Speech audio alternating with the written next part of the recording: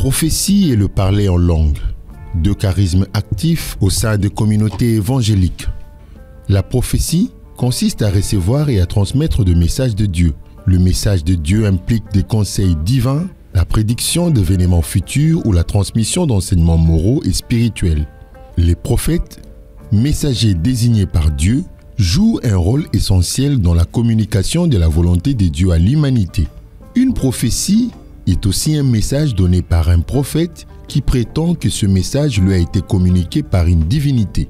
Dans le sens biblique, nous pouvons dire qu'une prophétie est un message venant de Dieu, qu'elle ait pour sujet le passé, le présent ou l'avenir, puisque l'esprit de l'homme peut connaître le passé et le présent, mais pas l'avenir. Les prédictions concernant des événements à venir doivent forcément être surnaturelles.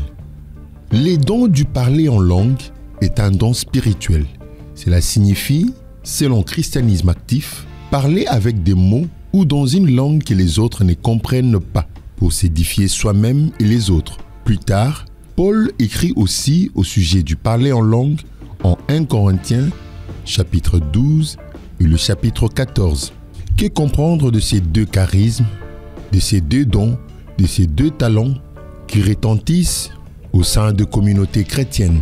Les parler en langue, est-ce l'expression de mots ou de bruits incompréhensibles? La prophétie, est-ce réellement la volonté de Dieu qui doit s'accomplir? À toutes ces questions, les réponses vous seront données au cours de cette émission. Madame, mademoiselles et messieurs, bienvenue sur le chemin de la vérité.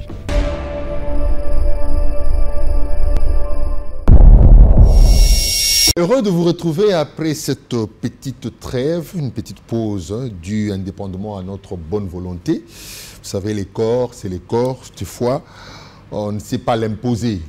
Souci de santé, mais gloire au Seigneur, gloire à l'éternel créateur, Adonai.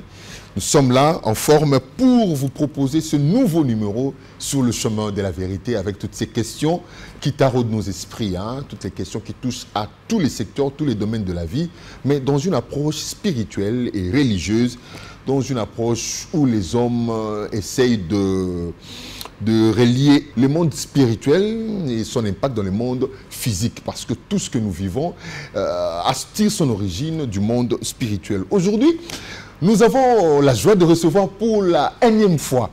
Vraiment, c'est un papa qui nous honore chaque fois que nous l'invitons. Il s'agit du révérend docteur Daniel Kisolo Boweya, en qui nous disons déjà bonsoir et bienvenue, papa. Bonsoir, papa. Comment allez-vous?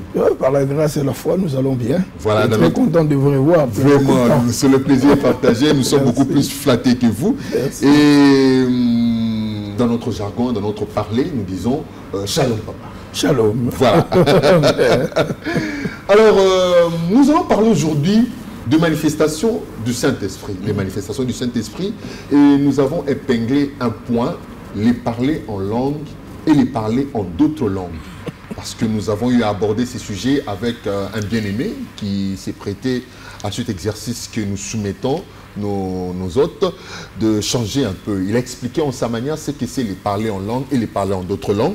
Et nous avons eu aussi cette occasion, cette chance de pouvoir partager ce lien de cette émission avec vous, afin que vous puissiez aussi réagir.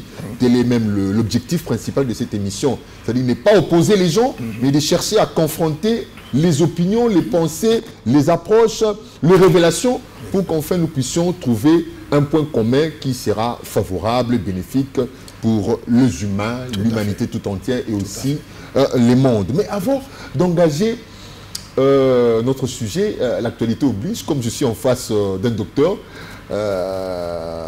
que je n'ai pas l'habitude d'avoir à tout moment, parce qu'il est toujours entre deux avions. Il est aux États-Unis, il est au Brésil, il est en Angola, il est en Europe, pour des conférences, pour raison de conférences, parce que c'est un grand enseignant. Je voudrais poser une question sur la prophétie, parce qu'il circule ces derniers jours ici des vidéos où on prophétise sur la nation, on prophétise sur... parce que c'est aussi l'un des fruits, l'une des manifestations, du Saint-Esprit. Oui. Alors, c'est quoi en fait la prophétie? La prophétie, je vais juste dire, c'est un message de la part de Dieu adressé au peuple, à l'Église. La prophétie a des dimensions. Parce que Dieu étant les seigneurs, c'est-à-dire celui qui a l'autorité sur l'univers parce qu'il en est le créateur, celui qui est présent dans l'univers et celui qui contrôle l'univers.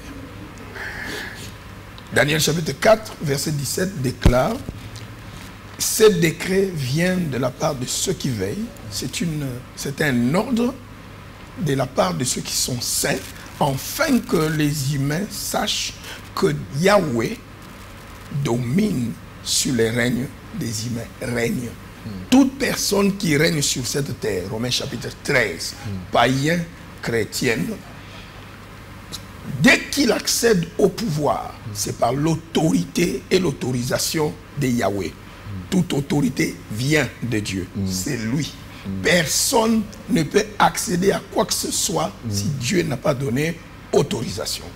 Parfois, Dieu, quand il décrète des choses, ceux qui veillent, ceux qui sont dans la vie de prière et qui ont ces dons d'être inspirés par Dieu, écouter sa voix, soit par les songes, par les visions, et savoir les discerner, peuvent apporter les messages à l'Église ou à la nation ou aux individus pour dire voilà l'événement qui aura lieu.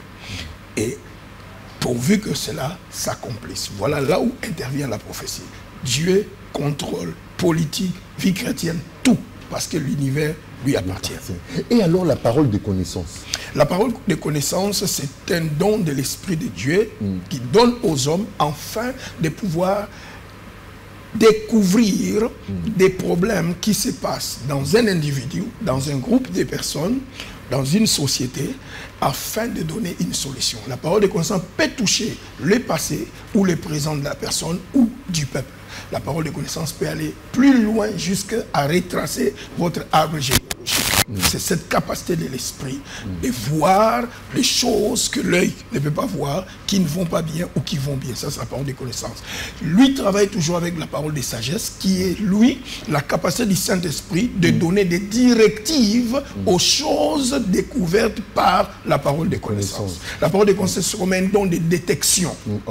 Et la parole de sagesse, c'est le don de diriger maintenant, donner des directives. Voilà, j'ai découvert que le diable veut te tuer. Dieu dit pour que cela ne puisse pas arriver, ça c'est maintenant la parole de sagesse, voici, entre en prière ou fais cette action. Ça c'est la parole de sagesse. Alors, c'est quoi l'oracle de l'Éternel? Quand nous en parlons de l'oracle, le mot oracle signifie simplement fardeau. La prophétie, si elle ne vient pas par vision, si elle ne vient pas par des sensations, nous avons les 5 sens naturels, l'esprit humain a aussi des 5 sens. Si vous ne voyez pas en esprit, vous pouvez sentir cela. Vous pouvez sentir par odorat ou par votre toucher spirituel. Sinon, ça vient en forme d'un fardeau. Ce fardeau qui vous vient, le prophète discerne que Dieu veut me dire ceci. Par exemple, quand vous priez, je suis en train de prier pour Papa Rémi, parce qu'il m'a exposé un problème. Alors je prie pour que ce problème-là, Dieu puisse intervenir. Quand est-ce que je vais abandonner ma prière? Peut-être qu'en priant, je peux avoir des visions, des images, ou je peux entendre la voix. Mais si cela n'arrivait pas, la meilleure façon que Dieu parle aux chrétiens 24 sur 24, c'est ça l'oracle, c'est les impressions de l'esprit. C'est ce que Philippiens 4, verset 6 à 7 dit. En toute chose, ne vous inquiétez pas, faites connaître vos besoins à Dieu par des prières, des supplications. Et la paix de Dieu. Vous allez sentir, au fur et à mesure que vous priez pour le problème de Papa Rémi, votre cœur commence à recevoir des paix. Plus la paix entre, ça signifie que Dieu vient de répondre. Quand vous verrez une paix totale envahir votre cœur, Dieu n'a rien parlé, aucun signe, aucune vision, mais il vient de vous donner l'oracle, il vient de vous parler que j'ai déjà exaucé la prière.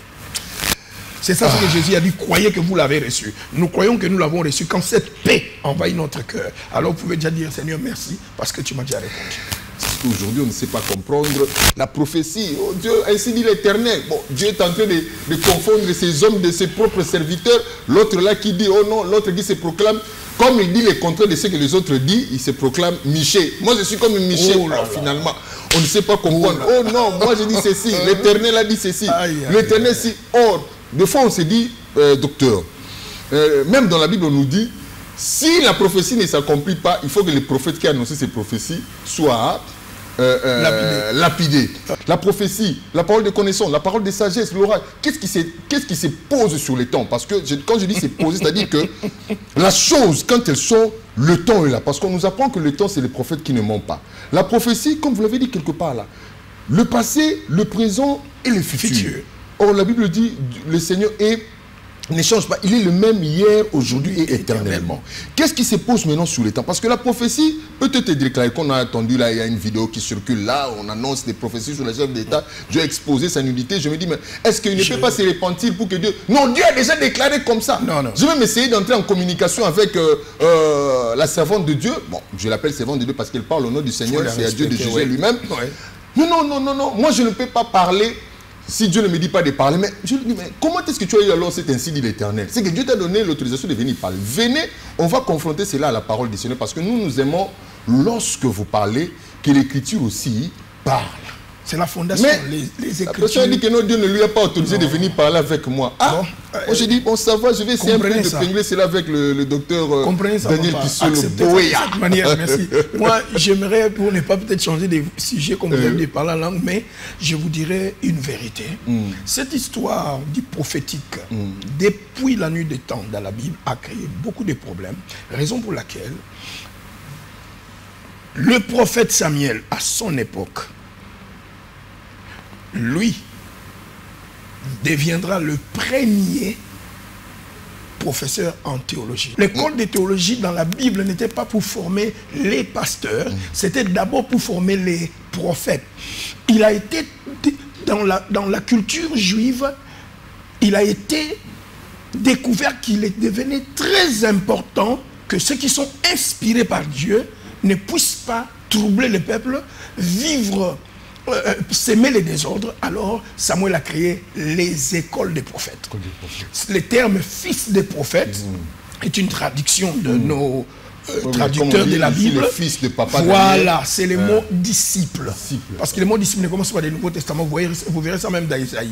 Donc quand vous sentez que vous avez l'appel ou vous avez ce don d'inspiration qu'on appelle la parole de connaissance ou la prophétie, donc les dons de la vocalisation du message de Dieu. Dans ces dons-là, il y a prophétie, parole de connaissance, parole de sagesse. Ce sont des dons vocaux. Parce qu'il y a des dons de la puissance, comme guérison, miracle, foi. Vous comprenez?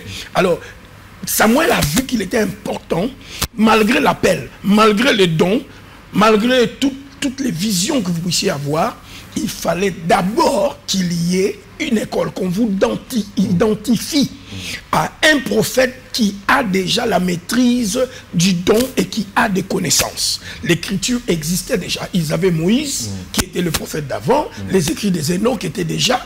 Il fallait s'inspirer de ces gens. Samuel a fait des leçons. Comment il faut écouter Dieu? Comment interpréter ce que Dieu dit? Comment transmettre les messages?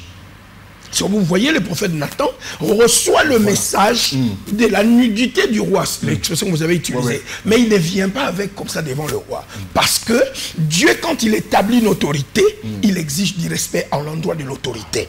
Dieu n'a pas peur de l'autorité, mais Dieu exige qu'on respecte l'autorité. Je pense que vous écoutez bien. C'est Romains 13. Toute autorité vient de Dieu. Qui s'oppose à l'autorité s'oppose à Dieu. On ne vous demande pas d'avoir peur du président, mais de respecter ce que Dieu a établi. Ses mandats, c'est ça l'autorité. Durant cet exercice de respecter, alors le prophète doit venir parler en parabole. Au lieu de venir directement, toi, Dieu m'a montré que tu as pris la femme d'autrui, tu as tué son mari, il est venu en parabole. Un homme, vous connaissez la parabole, avait sa brebis, l'autre en avait plus, David se fâche. À partir de la réaction du roi, le prophète fait entrer les messages. Cet homme-là, mon roi, c'est vous.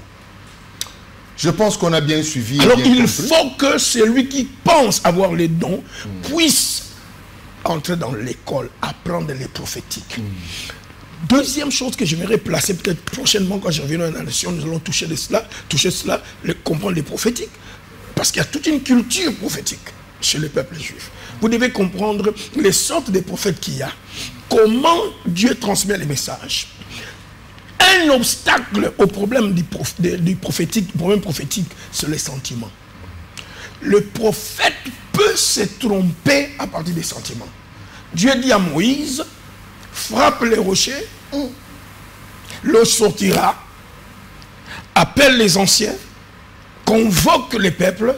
Moïse, parce que les peuples s'étaient disputés avec lui, aigri d'esprit, il dit, vous rebelles, il insulte le peuple de Dieu. Il dit, c'est de ces rochers que vous croyez que nous mourrons, nous vous sortirons de l'eau. Celui qui devait sortir de l'eau avait dit, je me tiendrai sur les rochers. Il devait élever l'auteur du miracle. Il se plaçait à sa place. Au lieu de parler aux rochers, Moïse frappe les rochers. Dieu dit, puisque tu ne m'as pas sanctifié, tu ne m'as pas élevé. Il avait bien entendu le message, mais dans l'application, les sentiments, puisque je n'aime plus ces présidents-là, Dieu peut me parler. Alors, avec cette colère, tu vas mourir. Deux, vous avez touché un élément ici. L'école maternelle du prophétique dit, par Moïse, quand un prophète prophétise, la chose ne s'accomplit pas, il est faux prophète. Non, ce n'est pas nécessairement. Vous avez évoqué le cas de Jonas.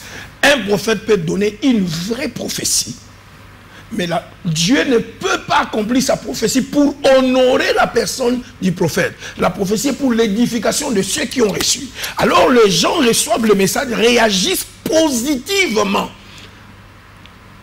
Par une repentance, Dieu ne peut plus accomplir cette prophétie. Que les gens vous appellent faux ou vrai, un prophète s'occupe de transmettre les messages. Il ne doit pas s'occuper de si ça va s'accomplir ou pas, parce que c'est lui qu'on doit reconnaître comme vrai prophète. Non. Le peuple, le récipiendaire du message, peut changer votre prophétie. Prenez un autre exemple que je vous donne. Quand vous êtes dans Genèse 15, Dieu a dit à Abraham clairement et précisément, Abraham était prophète, vous savez ça, que ta descendance fera 400 ans d'esclavage en Égypte. Mais quand vous lisez Exode, ils sont sortis après 430 ans. Qui était faux prophète? Abraham, qui a donné une fausse prophétie de 430 ans? Ou quoi? Non. Le fait que le peuple ne pouvait pas comprendre que le temps est arrivé, la prophétie exige de nous de jouer notre rôle. Crier à Dieu. Reconnaître le Messie que Dieu nous a envoyé, Moïse.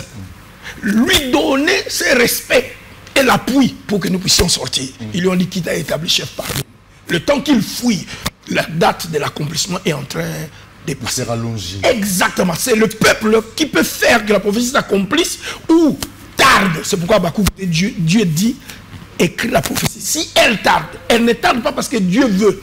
Dieu peut donner une date et la prophétie va tarder parce que le peuple n'a pas réagi selon les conditions de la prophétie.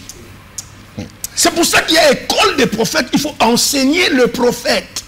On n'apporte pas le message de la prophétie aux gens pour qu'on vous dise vous êtes vrai prophète parce que ça s'est accompli. Non. Parce que le peuple doit recevoir de Dieu l'édification. Voilà un peu ce que je peux toucher. Je peux donner tant d'exemples dans la Bible, mais arrêtons-nous là parce qu'on a un autre sujet à développer.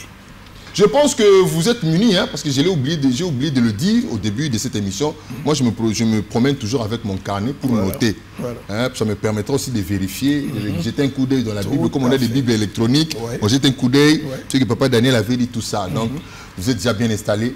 Les manifestations du Saint-Esprit. Aujourd'hui, nous parlons du parler en langue et du parler en d'autres langues. Papa Daniel. Je vous suis. Pasteur Daniel, docteur Daniel, vous êtes enseignant. Nous avons reçu ici, permettez, c'est notre un invité habitué, le frère Antien Koulou, qui expliquait d'une certaine manière les parler en langue et les parler en d'autres langues. Il a appuyé ça aussi, vous avez à suivre notre entretien avec lui. J'ai suivi tout. Donc, ce n'est pas ce qui se fait dans nos églises, parce que cet acte-là, de dire les chambarabara koro koko ça a été inspiré quelqu'un qui a été pendant le monde contemporain, époque contemporaine, ce qu'on dit là, une dame là qui a parlé en langue et tout le monde a pris cette habitude là. D'abord, d'entrée de jeu, c'est quoi les parler en langue et les parler en d'autres langues? Papa Rémi, merci beaucoup. Aujourd'hui, je serai vraiment en pleine école, comme je donne cours à des pasteurs, en graduat, en licence, en théologie, ou en master ou en doctorat. J'aimerais toujours réitérer ma phrase que je vous ai toujours dit. Quand vous utilisez Darby, Louis II, Martin, ce sont des traductions. Louis II était de la nationalité suisse-française. Avec ses 72 amis comme les Français, des Belges, je suis au Congo belge, ces 72 amis, ils ont pu traduire une Bible qui avait beaucoup de fautes et qui suivit toutes les années grâce aux gens que j'apprends ici au Congo, vous insultez, que je bénis, grâce à l'église catholique, leurs moines. La société biblique ne vous donne pas une Bible protestante sans la contribution de moines catholiques. Toi qui prêches dans une église de réveil, qui n'a jamais une Bible, avec une Bible protestante, les protestants n'ayant pas assez de savants qui ont de 3 doctorats comme nous ou 4 doctorats, qui se sont donnés des masters comme nous, empruntent toujours des docteurs en théologie, des moines catholiques pour leur aider dans la traduction de la Bible, prendre les textes originaux. Louis II, 2002 et 2022, vous allez trouver le mot sacrificateur changé au mot prêtre. C'est une participation de l'église catholique que vous insultez et ils vous ont donné un outil qui fait de vous aujourd'hui pasteur. Si on vous appelle pasteur, grâce à une Bible que les catholiques ont aidé les protestants à traduire. Respect pour quelqu'un qui a fait de toi ce que tu es devenu. Alors je veux ne pas entrer dans votre jeu là. J'ai suivi votre émission. Vous avez lu une Bible française qui n'est pas l'original. Paul, Pierre, les auteurs du Nouveau Testament ont écrit en grec koiné. C'est une langue qu'Alexandre le Grand, sortant de la Macédoine, quand il a conquis le monde, vous connaissez l'histoire, pour nous qui avons été à l'école, moi j'ai étudié à Saint-Théophile de 82 à 86, j'ai fait la PEDA à Saint-Théophile de Lemba, ok, avant d'aller à l'université. Donc ces prêtres-là catholiques m'ont aidé à parler et à réfléchir comme j'ai réfléchi là aujourd'hui. Et nous connaissons l'histoire, je crois en première année que nous avons appris cela. Alexandre a récupéré le monde. L'Europe, à part de la Macédoine, l'Asie et l'Afrique du Nord. Et il en a fait un seul empire. Et il avait ces 4 généraux à sa mort qui ont récupéré Ptolémée I, qui a récupéré la partie de l'Afrique du Nord. À partir de lui, grâce à Ptolémée, un des généraux d'Alexandre, que les Juifs ont quitté, financés par lui, ont quitté Israël pour venir en Égypte, en Alexandrie, traduire la version des Septante. La Bible en grec que Jésus et les apôtres ont utilisé à 90%. Toutes les citations de l'Ancien Testament dans le Nouveau Testament sont à 90% de la Bible grecque, la Septante. À 5% de la version que Jésus a utilisée. Jésus n'a pas utilisé la Bible hébreu sauf à 5%. Jésus a utilisé la Bible grecque, la version des Septante. C'est pourquoi vous verrez, par exemple, quand vous lisez Ésaïe 4, vous verrez, Matthieu 4, vous verrez quand on parle,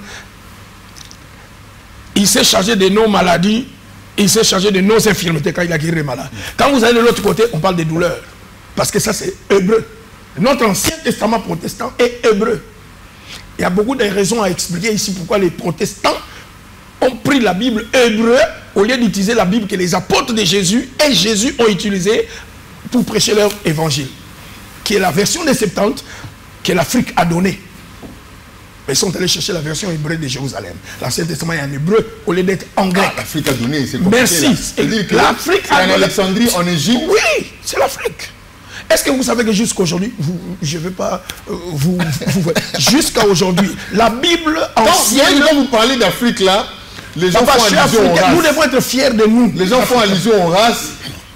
Ce sont les Éthiopiens qui écrivent ça. Vous êtes des Noirs, c'est pourquoi je voulais arriver. La plus... Appelez-moi une autre émission. Papa Rémi, laissez-moi vous dire la vérité. Jusqu'à aujourd'hui, dans les musées et partout, la Bible la plus vieille, originale, vient de l'Éthiopie. Dans tous les manuscrits anciens que nous avons, qui nous donnent nos Bibles ici, la plus vieille, comme on dit, c'est la Bible africaine vient de l'Éthiopie. Quand vous dites Jésus n'est pas noir, laissez cette histoire. Quand vous êtes dans l'Apocalypse là, quand vous allez dans l'Apocalypse, les cheveux qu'on décrit de Jésus là, et les cheveux de blanc. Apocalypse 1. Les cheveux de Jésus décrits dans Apocalypse 1. Ceux qui me suivent, lisez votre Bible. Voyez nos cheveux. Voyez les cheveux de blanc. Les cheveux là, comme de la laine. Vous avez déjà vu un cheveu blanc de la laine? Toi, tu as de la laine sur ta tête. Les blancs, les cheveux de la laine. Vous voulez comprendre qui est Jésus, d'où il vient? Henri, on note déjà combien d'émissions déjà, hein? Jésus n'a jamais été mondélé. 5 émissions déjà. Il n'a jamais été mondélé. D'abord, les Asiatiques ne sont pas mondélés. Jésus n'a jamais été mondélé. Prenez Apocalypse 1. Voyez la description des cheveux de Jésus et des yeux de Jésus. Si vous n'avez pas été à l'école, plus loin jusqu'à l'université pour étudier les races et tout ça, la morphologie, alors vous ne comprenez pas certains versets de la Bible. Lisez l'Apocalypse avec les yeux de la morphologie. Est-ce que la morphologie décrite par Jean est blanche? Et notre débat. Merci. Alors je reviens, papa, Rémi, puisque les apôtres ont écrit le Nouveau Testament en grec koiné, nous allons aller à travers ça. Il n'existe pas dans la Bible, je vais vous donner tous les versets. Il n'existe pas dans la Bible. Quand je dis Bible, je ne parle pas de Louis II. Je parle du grec. Et je vais donner cours de grec tout de suite avec le parler en langue. Il n'existe pas les mots parler d'autres langues et parler en langue. Ça n'existe pas. Le parler en langue rentre dans la doctrine que nous appelons la glossolalie, que vous ne devez pas confondre avec la zénolalie ou la zénoglossie. La glossolalie, glosso, qui vient du grec glosso, signifie langue.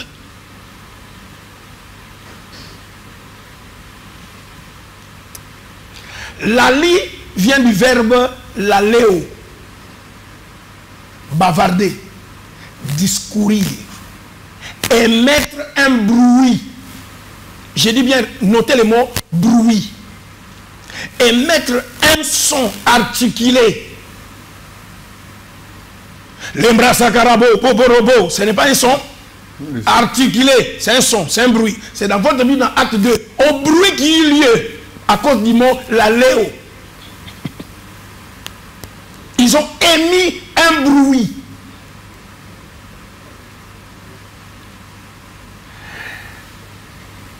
Utiliser la langue pour sortir des mots afin de faire comprendre sa pensée. Ça, c'est la léo. Glossa, langue. Les mots d'autres langues, en langue, je vais vous dire, il n'y a qu'un seul verset dans un seul endroit où Paul a utilisé les mots en langue. Tous les restes, c'est le traducteur qui vous a mis là. Parce que le mot en grec, c'est N. E et N. Quand vous écrivez en. E et N. N est différent de dia. Et dia. Dia est ce que nous disons via. Je vais à Ipen via. N signifie dans. Et N. Et N. En grec, et N, c'est dans. Dans tous les manuscrits que je vais nous aider, comme je l'ai mis ici, à vérifier, il n'y a qu'une seule place où Paul a dit en langue, au singulier et non au pluriel. Qu'un seul endroit, je vais y arriver. Tous les restes des Actes des Apôtres, chapitre 2, jusqu'à 1 Corinthiens 14, nous allons voir, il n'y a pas les mots d'autres langues en langue. Ne confondez pas, nous avons un mot grec qui a son semblable, qui se trouve dans Acte 2. Et j'aimerais qu'on y aille petit à petit. Premièrement, je vais relever, parce que je vais poser mes fondements ici, pour nous donner d'abord les vocables. Ensuite, nous allons aller dans des versets. J'ai suivi votre émission, papa. J'ai vu un mot qui a été prononcé avec beaucoup de confusion. Déjà, je vous ai parlé de glossolalie. La zénolalie signifie parler une langue étrangère sans que tu l'apprennes. Et ça, c'est une expression que nous utilisons en médecine, en psychiatrie. Lorsque quelqu'un devient fou, il parle des langues que les gens peuvent comprendre ou ne peuvent pas comprendre, mais lui-même n'a pas appris ça. Il peut vous parler anglais, vous voyez, beaucoup de fous peuvent vous ça, parler. c'est la glossolalie. La zénolalie. Zénos signifie avec étrange. Avec X, hein? X-E-N-O-S. X-E-N-O-S. Zéno. Ça, c'est Zéno. Zénos. J'ai séparé ça. Écrivons. Zénolalie. Qui vient de Zénos. Zénos, qui signifie étranger. Étranger. Voilà. Lali, comme je vous ai dit, laléo, c'est le verbe laléo, bavarder, hein, qu'on a traduit dans nos Bibles, parler, bavarder, émettre un son, émettre un bruit. Je reviendrai encore pour définir ça. Alors, la zénolalie, qu'on appelle parfois aussi en sciences psychiatriques, la zénoglossie. C'est le même mot. Zénolalie, zénoglossie. Glossie, ça vient de glosso, hein, langue. Langue étrange. Quelqu'un peut parler, devient fou, commence à articuler le français alors qu'il n'a même pas été à l'université. Glosso, là, vous avez dit c'est... Glosso, langue. Langue de... Langue comme notre langue, comme aussi, langue comme notre langue comme français, anglais, dialecte. Alors, c'est pourquoi j'ai voulu qu'on puisse rapidement placer d'abord ces choses pour effacer cette confusion. Quand on veut lire la Bible et que le sujet a des ambiguïtés dans une traduction de votre langue moderne, il faut retourner en la langue originale. Sinon, vous allez sortir une doctrine, Jacques chapitre 3, qu'il n'y ait pas beaucoup de gens qui se mettent à enseigner parce qu'ils seront jugés très sévèrement. Alors, j'ai relevé au travers de l'émission les mots phénomène pratique. Définissons phénomène rapidement. Un phénomène est un fait observé ou observable. Donc le parler en langue est d'abord un fait parce qu'on peut l'observer. Ok? Un phénomène, c'est un fait extraordinaire ou ordinaire, remarquable. Ok? Oui. En médecine, pour avoir une pathologie, il faudrait d'abord voir les phénomènes. On étudie des signes que présentent les malades pour diagnostiquer sa pathologie. Ça, c'est un phénomène, c'est un fait observable. Donc pour ne pas aller loin là-bas, le phénomène, c'est une curiosité que l'on exhibe. Lorsque c'est tombé, le Saint-Esprit est venu au jour de la Pentecôte et ça crée une curiosité. C'est un fait. Donc c'est un phénomène. C'est une pratique. Qu'est-ce que c'est une pratique? Une pratique, c'est juste ce qui ne s'arrête pas à la simple spéculation. Une pratique, c'est ce qui conduit à une action ou à une occupation.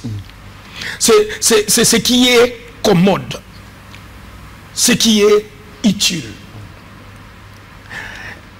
Une pratique, c'est quelque chose qui a l'essence des réalités et le goût de l'action en parlant des personnes. Ces gens-là ont parlé et ça ne s'est pas arrêté là. Ça a continué à travers l'église. C'était devenu une obligation. Dans Acte 19, avez-vous reçu le Saint-Esprit quand vous avez cru? Et pour recevoir le Saint-Esprit, il devait avoir les signes. Et parmi les signes, prophétie, parler en langue, louange à Dieu. Pour dire que ces gens ici maintenant sont dans le corps du Christ. Donc, le parler en langue est un phénomène et est une pratique. Point barre. Notre problème, c'est d'abord ça. Deuxième chose que j'ai remarqué, c'est la confusion entre les mots parabolé, traduit dans notre Bible, parabole, et la glossolalie, comme je vous ai dit là. Vous, dans votre émission, vous avez confondu cela. Vous avez dit que le parler en langue, c'est parler en parabole. Non, les mots parabole viennent du grec parabolé. Parabolé signifie proverbe.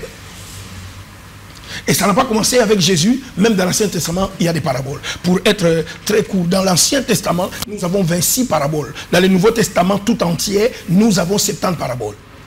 Jean-Baptiste a donné des paraboles. Les gens la cogné et mis sur la racine de l'arbre, c'est une parabole. Parabolé. Parabolé, c'est le fait, d'une manière biblique. Parabolé signifie simplement comparer, proverbe, similitude. Parabolé signifie prendre ce qui est naturel pour comparer à une autre chose. Parabolé signifie quoi? Juxtaposition. Juxtaposition. Tel que vous et moi, quand on dit, mettez-les en position juxtaposée. Voilà. La parabole, c'est le fait d'utiliser une réalité terrestre à côté d'une réalité céleste. Une parabole, c'est une histoire vraie, arrivée, que le peuple connaît, qui est arrivée sur terre. Ce ne sont pas des inventions, ça ne vient pas du Saint-Esprit. Quand Jésus dit parabole du semeur, qui n'allait pas au champ. C'est une réalité terrestre mise à côté des réalités célestes. Pour ressortir des vérités célestes, on juxtapose. Comme il a dit, la nature doit nous enseigner. Voilà. Donc on y prend la nature pour ressortir les réalités spirituelles. Tel que le monde s'organise. Si on comprend donc, c'est-à-dire quoi? Il veut nous faire revenir à l'origine même du phénomène naturel. Merci.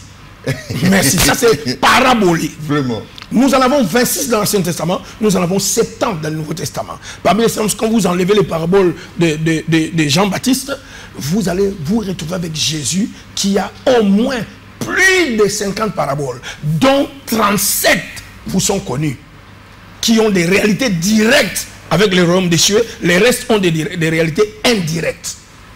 Le temps me manquerait pour qu'on en arrive là. C'est pourquoi on dit aux gens, il faudrait qu'on étudie. Donc, le parler en langue n'est pas parabolé. Parce que pour faire une parabole, il faut avoir une histoire. On dit, un roi est allé s'investir du pouvoir. Ça, c'est l'histoire d'Archélaüs qui a quitté Israël et allé à Rome chez César pour demander qu'on l'investisse roi en Palestine. Et son propre peuple a monté une délégation pour aller vers César, dire nous ne voulons pas de lui comme roi. Et on lui a refusé. Quand il retourne au Dieu, il dit à ces gens, rendez-moi compte de mes biens. Ce sont des paraboles des mines, paraboles des talents. Jésus a pris cette histoire vraie pour comparer aux réalités célestes. Parabolées. Donc ça, on n'a pas besoin du Saint-Esprit pour faire une parabole. Alors, il y a encore un autre mot que vous savez un peu anglais que vous ne saviez même pas. Parfois, vous étiez en train d'articuler mal mystère et ministère. Mystère, ça vient du grec mysterion, qui signifie simplement secret, quelque chose de caché. Quand quelqu'un parle en langue, il dit à Dieu des secrets que personne ne peut comprendre. Et c'est là où je viendrai pour vous expliquer, parler en langue prière, en privé, parler en langue en public, avec 1 Corinthiens 14. Et alors, je vais aller vite pour ne pas consommer de votre temps et de ceux qui nous suivent. Nous allons commencer dans Actes des Apôtres, chapitre 2, là où vous avez commencé. Ok? Chapitre 2. Et là, avant de lire, je vais juste résumer l'histoire pour placer une autre précision. Le temple appartenait au peuple juif. Le peuple juif avait, depuis le retour de Babylone, la captivité de 70 années, et la captivité, ça c'est le royaume du Nord, qui est parti 100 ans en Assyrie. Le royaume du Nord était constitué de 10 tribus avec Jéroboam et ses descendants. Et Dieu les a menés en Syrie pendant 100 ans. Quand la captivité est finie, parce que les royaumes ont été conquis par d'autres, certains ont décidé de ne plus jamais... Non, Juda c'est le royaume du sud. Le royaume du nord c'est 10 tribus. Deux royaumes, Benjamin et Juda, ça c'est le royaume du sud, on appelle le royaume de Juda. Ça c'est David. Et c'est les enfants. Ceux-là sont allés, Juda et Benjamin sont allés 70 ans à Babylone. Irak. Ok? Là encore il y a un autre problème. Vous savez que Daniel, parce que vous rentrez encore de la prophétie, un autre exemple, Daniel a dit, j'ai vu dans les livres qu'il fallait s'écouler 70 ans. Mais là, 70 ans avaient déjà passé. Jérémie avait prophétisé qu'ils vont revenir à 70 ans. Mais déjà, ils étaient en train d'entrer dans la 75e année. Quand Daniel a découvert qu'il y avait une prophétie. Est-ce que Jérémie était un faux prophète pour qu'il parle de 70 ans et puis ça commençait à... Daniel a découvert à 75 ans. Parce que le peuple n'avait pas mis en marche la machine de leur part dans l'alliance, de se repentir. Alors Daniel a pris son charge, il s'est repenti au nom de ses pères, au nom de son peuple qui était à Babylone. Quand la repentance a été vraie, Dieu les a retournés. Quand Dieu parle, 99% des prophéties dans la Bible, si vous m'appelez, je vais vous démontrer, versets bibliques à l'appui, sont conditionnels. Même quand Dieu dit, je bénirai la nation, il y a toujours une condition. Si vous obéissez, si vous marchez droit devant moi, si Dieu dit, je te bénirai, et demain tu vas dans le péché, Dieu ne va pas accomplir sa parole. Le prophète n'est pas un faux prophète. Toi, ta vie de péché a bloqué la réalisation de la prophétie. Dieu a dit, demain tu deviendras président. Mais tu es allé marcher dans les péchés. Dieu ne réalisa pas cette prophétie. Je dis, On ne doit pas seulement avoir on doit aller à l'école des prophètes, ok? Avec un prophète qui s'y connaît. Retournons à la chose. Acte 2. Qui sont ceux qui étaient à Jérusalem? Ce sont des Juifs qui étaient retournés de Babylone et quelque peu qui étaient retournés de la Syrie, qui vivaient en Palestine, et les Juifs de la diaspora. Ces Juifs de la diaspora sont comme des enfants qui sont nés à l'étranger. Nés à l'étranger, ils sont nés en Égypte, quand vous avez dit Parthélamite, arabe. Ce n'étaient pas des arabes, c'était des Juifs nés en Arabie. Alors leur première langue, c'est quoi? C'est l'arabe. Mais respectant la coutume, parce que le temple est à Jérusalem, les synagogues sont partout où les Juifs sont. Il y a des synagogues en Alexandrie, synagogues en Turquie. Éphèse, c'est la Turquie, ok? Éphèse, c'est la Turquie, c'est Istanbul. Là, il faut encore qu'on fasse la géographie biblique, parce qu'on prêche aux gens. Paul avait écrit aux Colossiens. Où se trouve Colosse aujourd'hui? Actualiser la Bible, ok? Éphèse, c'est la Turquie. Istanbul, là où les gens vont acheter les choses. C'est ça, Éphèse. Alors, un autre débat, hein, merci beaucoup. La Bible. Exact. Les gens sont nés, comme vous avez votre enfant qui est né aux États-Unis, sa première langue est l'anglais américain. Mais il sait que ses souches sont ici. Je parle portugais et anglais, mais ma souche est ici. Alors, chaque année, Dieu dit 3 fois par an, vous monterez à Jérusalem. Ça, c'est le premier groupe de gens qui a couru. Ce sont des Juifs autochtones et de la diaspora. Le judaïsme avait l'autorisation, Jésus l'a dit, vous parcourez le long des fleuves pour faire des prosélytes et vous en faites des fois les fils de l'enfer. Ils avaient l'autorisation d'aller vers les autres nations là où ils vivent, gagner les âmes et les judaïser. C'est un grec des nationalités, c'est ça le mot prosélyte dans Acte 2. Un non-juif qui croit à la religion juive. Il appelait prosélyte. Voilà le deuxième groupe qui est arrivé au jour de la Pentecôte. Parmi les fêtes, il y a la Pâque, la Pentecôte et la fête de Tabernacle. Voilà ce gens-là, les deux groupes, des Juifs de la diaspora et les prosélytes, les autres nations qui ont vu, vous vivez avec moi en France, et puis vous voyez ma religion est bonne, vous vous baptisez selon les rites du judaïsme. Vous avez droit au pèlerinage, ok? Ils viennent au pèlerinage. Ce sont ces groupes-là qui sont arrivés. Ces gens-là qui sont nés de l'autre côté parlent les langues de leur terre de naissance, ok? Ça veut dire que ces gens sont galiléens. La Galilée se trouve en Palestine, mais c'est un milieu trop bas. C'est comme on dit, c'est les gens de Massina. Okay. Merci. Parce que là, on trouve beaucoup de nations étrangères en Galilée. On appelle ça Galilée des gentils. Il y a beaucoup de choses qu'on doit expliquer. Merci. Comme Bronx. Merci. Merci. Vous avez bien compris la chose. Donc nous actualisons la Bible. Ces gens-là, quand le bruit, le bruit les a attirés. Et ils sont venus. La Bible précise bien. Et j'aimerais vous lire ces textes, mais avant d'y aller, même prenez-moi Marc 16, 17. Les parler en langue et la promesse faite par Jésus pour identifier, différencier ceux qui croyaient en lui. Marc 16, 17. Marc 16, 17. Bon, je le lis, hein. Ouais. Il est écrit, voici les miracles qui accompagneront ceux qui auront cru. En mon nom, ils chasseront les démons, ils parleront de nouvelles langues. Ils parleront des nouvelles langues. Très bien dit, ils parleront des nouvelles langues. Donc pour identifier ceux qui croient en Jésus, c'est comme on dit, montrer les documents pour savoir que vous n'êtes pas Congolais de Brazzaville, Congolais de Kinshasa. Ok? Là, cette différence-là se fera par des signes, vous les verrez, chasser les démons, guérir les malades et parler en langue. Votre enfant qui naît dans votre maison doit parler la langue de votre maison pour s'identifier à la famille. Voilà la première importance de parler en langue, de mettre le bruit là qui semble une confusion pour, je vais utiliser les mots de Paul, les idiotes. Dans 1 Corinthiens 14, il dit les idiotes, les illettrés spirituels qui ne comprennent pas les choses. Ça leur crée des problèmes. J'arrive. Il dit, ils parleront des nouvelles. C'est ce que je vous dis. Mais des nouvelles, c'est ce qui me complique. C'est là où j'arrive. C'est là où j'arrive. J'arrive. C'est D sans S. Merci. Comme D de... Comment ça? Ce sont des Conjonction, hein? Voilà. Hein? Ça, c'est... Préposition. Merci. Vous êtes en train d'étudier votre Bible avec Louis II. C'est ça, c'est ça les problèmes. Vraiment. Moi, je vous donne, c'est ce que je dis. Je vous donne juste cette phrase-là de parler en langue. OK? J'ai fait mes transcriptions. Les mots qui est là-bas, d'abord, parleront. Ces verbes et les verbes l'aléo, je vous les donné. Ici, dans Marc 16, 17, l'aléo est autant futur. Donc, c'est une promesse. Dans la voix active, je crois que vous et moi, nous étions à l'école. L'aléo est autant futur, voix active et mode indicatif. Ça, donc, ça identifie. Pour identifier dans les jours qui viennent, ceux qui croient en moi, ils doivent émettre ce son-là confus.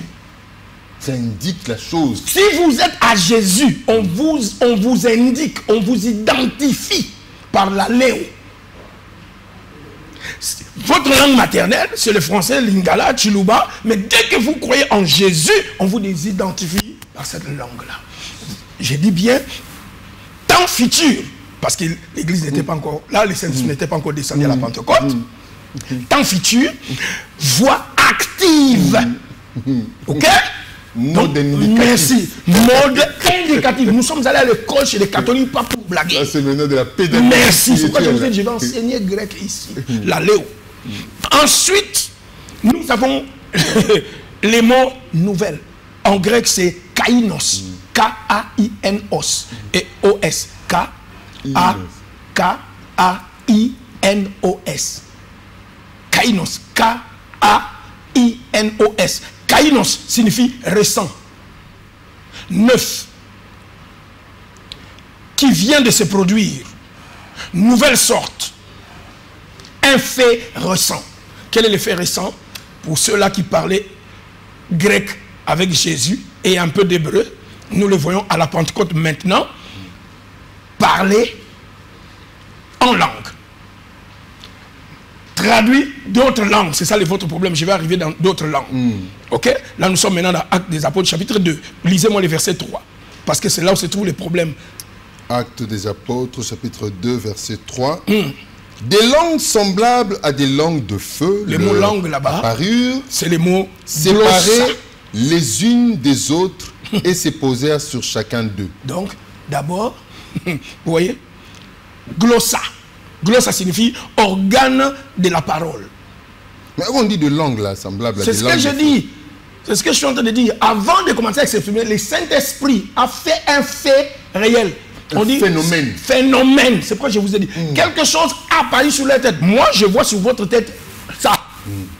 En forme de feu sur votre tête. Vous voyez ça sur ma tête. L'autre, ils étaient 120. Chacun avait une langue comme ça. Une vision apparaît visiblement sur les têtes des gens. Langue de feu. C'est pourquoi je dis bien. Glossa. Allez-y. Des langues de feu. Ils furent tous remplis du Saint-Esprit et se mirent à parler en d'autres langues. Merci. Selon que l'Esprit leur donnait de s'exprimer. Je vais. Langue de feu. Semblable à des langues de feu. Voici le mot grec. Glossa. Aussi, pour c'est le mot feu en grec. Aussi signifie semblable. Ok? Je vais traduire ça littéralement comme ça pour ne pas traduire avec Louis II. Des langues à peu près de feu. Des langues semblables à du feu. Il n'y a même pas le mot langue de feu. C'est le traducteur qui a ajouté le mot langue de feu. Dans les Grecs, il n'y a pas le mot langue de feu. Des langues glossa aussi pour. Des langues à peu près semblables à du feu qui étaient sur leur tête. Les mots d'abord, langue du feu, n'existent pas devant les mots feu dans les textes originaux. Ceux qui ont fait les Grecs, puisque moi je suis professeur de cours de grec et d'hébreu dans mon école. Okay?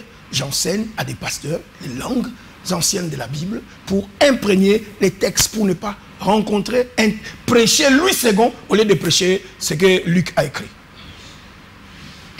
C'est pourquoi je reviens de verset 4. Verset 4, on suivant, oui. Ils furent tous remplis du Saint-Esprit et se mirent à parler en d'autres langues, Merci. selon que l'Esprit leur donnait de s'exprimer. La phrase en d'autres langues n'existe pas dans la version originale. La phrase est la léo hétéros glossa. La léo hétéros glossa. Le mot hétéros est le mot est le contraire de allos parakletos. Je vous enverrai un autre consolateur. Un autre. Les gens risquent de jeter les Bibles qu'ils ont. C'est votre traduction. C'est pourquoi quand vous voulez prêcher la Bible, ne prêchez pas Louis II. Prêchez. Je vous donne les textes. La léo hétéros glossa. Traduction. Ok? Parler d'autres langues. Pas en d'autres langues. Pour mettre en, il faut avoir N du grec. Ça ne se trouve pas. Hétéros signifie un autre des différents. Halos, parakletos, de Jean 14, que Jésus nous a donné. Je vous enverrai un autre consolateur. Quelle est la différence entre autre et autre des gens? Autre des actes. Autre des actes, c'est hétéros. Hétéros signifie différent. Ok? Il parlait différentes langues. Il parlait différentes langues. Il s'est mis à parler, voici la traduction exacte. Il s'est mis à parler différentes langues. Dans des langues d'où il provient. Voilà. Il s'est mis, c'est là où je vais vous arriver. Prenez rapidement pour que peut-être à cause de l'heure. 1 Corinthiens chapitre 13 verset 1. Il existe, le Saint-Esprit fait parler aux gens deux sortes de langues. La langue des humains. 1 Corinthiens 13 verset 1. La langue des humains et la langue des anges. Quand je parlerai des langues des hommes et des anges, quand je parlerai des langues des hommes et des anges, si je n'ai pas la charité, je suis un airain qui résonne ou une cymbale qui retentit. C'est ici que 1 Corinthiens 14 que vous prenez à commencer. Il faut toujours contextualiser la Bible. Quand un chapitre 14 n'est pas clair, vous devez remonter jusque là où l'apôtre a commencé. C'est ici. Et où est-ce qu'il a commencé chapitre 13, si vous voulez bien comprendre chapitre 13, chapitre 12, parlant des dons spirituels. D'ailleurs, le mot n'est même pas don, parce qu'il a utilisé le mot charismaton. Ça devait traduire les affaires de l'esprit. Ou les affaires de la grâce. Les phénomènes de l'esprit. Les phénomènes de l'esprit, les phénomènes de la grâce. Les actions de l'esprit. Merci, les actions de l'esprit. Ce n'est pas les dons spirituels. Ok? Ça, c'est très important que nous puissions comprendre la Bible dans sa langue originale. Paul nous dit qu'il y a combien de langues que les gens peuvent parler par le Saint-Esprit? 2. La langue des hommes, Pentecôte. Acte 2. Et la langue des anges, 1 Corinthiens 14. Si je parle en langue, je parle à Dieu. Et pour ça, il faut un interprète. La langue des hommes, quand le Saint-Esprit descend sur vous, vous parlez une langue des hommes que vous n'avez pas appris. Vous parlez, on n'a pas besoin d'interprétation. C'est comme ça que ceux-là qui n'avaient pas le Saint-Esprit, qui ne s'étaient pas encore convertis, pouvaient directement comprendre les merveilles de Dieu. Mais ce ne sont pas ces paroles-là, lisez le contexte, qui les a amenés à Christ. Ce qui les a amenés à Christ, c'est la prédication de Pierre de 3 minutes. Quand Pierre se leva, Acte chapitre 2, Acte des Apôtres chapitre 2, vous avez le verset 38 à 39. Ceux qui écoutèrent sa parole, la parole de Pierre, il lui dit, que devons-nous faire? Alors, Pierre dit, répentez-vous, soyez baptisés au nom de Jésus, et vous recevrez les dons du Saint-Esprit. Alors, pasteur, c'est vraiment émouvant, beaucoup de révélations. Même mes doutes ont été dissipés. Hein? Vraiment, je n'ai plus de doutes sur certaines questions. Moi-même, j'ai été enseigné. Toutefois, chacun pourra avoir une opinion sur ça, mais je crois que notre invité a été clair. En conclusion, qu'est-ce qu'on peut retenir sur ces sujets? Parce que s'il faut rester ici, on aura toujours envie de vous entendre. Je fais la les parler en langue et les parler en non, autre. ça n'existe pas. J'allais vous aller dans les Actes des Apôtres pour vous montrer tous les textes avec les Grecs. Il n'y a pas ces mots-là en. Je lis la Bible en grec. Oui, en conclusion. En conclusion. Ce phénomène-là de je viens de le dire, les parler en langue et le Saint-Esprit est tombé sur vous, vous parlez une langue des humains que vous ne connaissez pas. Vous parlez en chinois, les Chinois peuvent vous comprendre sans même besoin d'interprétation. Parce que c'est sa langue. Mais vous parlez ça par le Saint-Esprit, langue des hommes. Mais le Saint-Esprit aussi vous baptisez pour parler la langue des anges. Labro, sake, talou, braza. N'oubliez pas que le mot laléo signifie émettre un son, un bruit. C'est ce bruit-là qui confond. Même vous-même, vous le maîtrisez pas. Exactement. C'est un bruit. Si maintenant, je viens maintenant pour résumer, 1 Corinthiens 14, cette langue des anges a 2 dimensions. En privé, je l'utilise pour prier Dieu, chanter à Dieu, adorer Dieu, rendre des actions de grâce. 1 Corinthiens 14. Pour ça, je n'ai pas besoin d'interprétation. Maintenant, le parlant en langue, lorsqu'il devient un message prophétique, je suis dans l'assemblée et Dieu veut parler au peuple, mais il veut parler en langue des anges. Si ce n'est pas moi, quelqu'un d'autre doit interpréter pour que les autres soient édifiés, parce que la prophétie, c'est pour édifier les hommes, exhorter, consoler. Lorsque le parlant en langue n'est pas un message prophétique, ça ne nécessite pas l'interprétation. Je peux en parler en public quand l'autre prie aussi, moi je prie. Mais si on me dit clôture la prière dans une assemblée, je commence à labra, rodo, soko. Comment vous allez dire amen? C'est ici où cette langue des anges nécessite une interprétation, qui est encore un autre don. Interpréter signifie simplement, ça vient du grec ici, Paul a dit diarménéo, c'est-à-dire traduire. Comme quelqu'un vient ici par l'anglais, et puis le gouvernement envoie un interprète qui traduit. Donc, voilà, il a parlé en langue. Prière à Dieu pour votre édification. Vous dites des secrets à Dieu que personne ne peut comprendre. D'ailleurs, il faut mieux prier à ça pendant des heures. C'est pourquoi Paul a dit, je parle en langue plus que vous tous. Quand il est en privé, sa prière est en langue des anges. Labrakato, toute la nuit. Mais quand il est dans l'assemblée, il parle en langue un peu rabakara. Et puis, il donne les instructions, l'enseignement aux autres. Là, dans la langue connue. Et parler en langue peut être utilisé. Ça n'a pas été inspiré par une femme là qui était dans la sorcellerie, dans la magie. Non. Et puis là, je mets encore un mot. Est-ce qu'il n'y a pas de faux dollars et de faux francs? Devons-nous jeter les dollars et les vrais dollars et les vrais francs? Là où il y a des faux, il y a aussi des vrais. Les faux n'est qu'une imitation. Satan, Romains 13 que j'ai commencé avec depuis le début, Satan n'a pas un pouvoir qui ne lui a pas été donné d'auprès de Dieu. Le pouvoir que Satan possède lui a été donné par Dieu. Quand Dieu l'a chassé, il ne lui a pas récupéré le pouvoir. Si Satan peut donner ses paroles en langue à ses enfants, alors qu'il a reçu de Dieu, donc Dieu doit ne plus les donner à ses enfants. Satan n'est pas parti avec la source de la famille, il n'a copié que la famille, mais la famille est restée avec Dieu. Ça, c'est là où je termine pour que vous puissiez comprendre. Ne suivez pas des bêtises. Prenez-moi, défiez-moi. Est-ce que vous allez jeter les francs congolais parce qu'il y a des faux francs? Nous n'allons pas jeter les parlants en langue. Il y en a des anges, il y en a des hommes. 1 Corinthiens 13, verset 1. Voilà, nous sommes arrivés à la fin de cette émission. Grande a été notre joie de vous l'avoir proposé. Une émission succincte pour aborder ces sujets-là de phénomènes ou des manifestations, des actions du Saint-Esprit, les parler en langue et les parler en d'autres langues qui a fait couler encre et salive depuis l'intervention de notre bien-aimé frère Antien Koulou de Lubumbashi que nous saluons. Alors papa, il faut rappeler que Kionet, donc Kisolo World Outreach Network, je l'ai bien dit en anglais. Très bien. Un réseau, une grande école. Est-ce que les contacts? Vous savez, c'est ça qu'on d'ailleurs, je suis toujours passé par le pasteur Jacques. J'allais vous remercier votre chaîne parce que vous m'avez envoyé beaucoup d'étudiants. Vous savez, nous avons l'école présentielle et nous avons l'école online, en ligne. Et beaucoup d'étudiants, Gabon, États-Unis, Europe, France, Belgique, sont venus étudier, ils sont avec moi. Maintenant, ils font deuxième licence grâce à votre chaîne de télévision, spécialement à vous, à votre émission. Vraiment, vraiment, que Dieu soit loué, que Dieu soit loué. Nous avons besoin de ça. Est-ce qu'il faudrait qu'on... Non, les gens peuvent passer par vous. Vous avez mes contacts. Ok.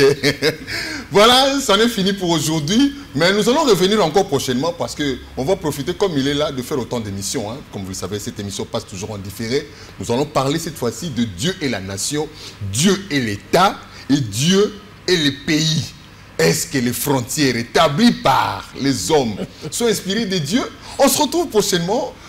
Grand merci à vous tous qui nous avez suivis. Grand merci à l'équipe technique. Henri Tumbonio à la réalisation. Donacel Lutundu à la coordination. Et il y a Pierre Mandaka au son et à toute la grande équipe de Digital Congo. Retrouvons-nous prochainement, vous aussi chers téléspectateurs, toujours sur le chemin de la vérité. Au revoir.